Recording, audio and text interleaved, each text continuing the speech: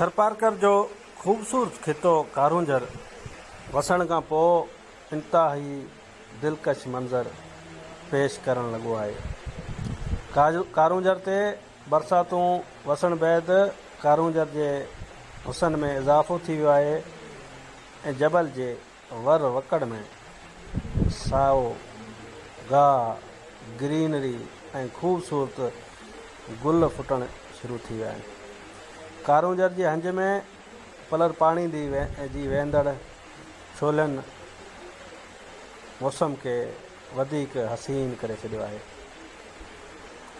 कारूंजर ते मुसलसिल वक़फ़े सां हल्की हल्की ऐं तेज़ बरसात जो सिलसिलो पिणु जारी आहे, जंहिं सबबु उतां जा उञायल मारू माण्हू ॾाढा ख़ुशि नज़र अचनि था।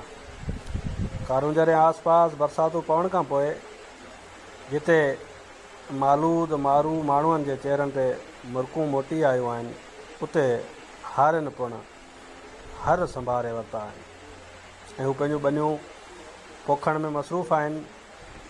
कारूंजर ते 2 खां 3 बरसातूं पवण बैदि कारूंजर जे हुसन में इज़ाफ़ो थी वियो आहे।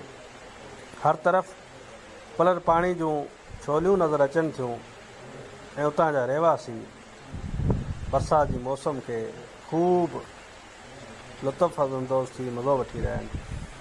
हर पासे सावक ई सावक जा ख़ूबसूरत मंज़र ॾिसण वटां मिलनि था।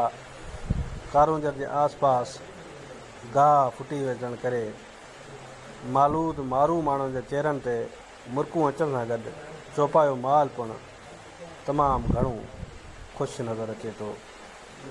घणींदड़ दुआ आहे त थरपारकर सॼो वसे, थर बर वसनि, थर जूं सीमूं सेड़ा वसनि ऐं मारू माण्हू ख़ुशहाल हुजनि ऐं मुसीबतनि जा जेके ककर आहिनि उहो टरी वञनि त जीअं हर तरफ़ खुशहाली ऐं खुशहाली हुजे।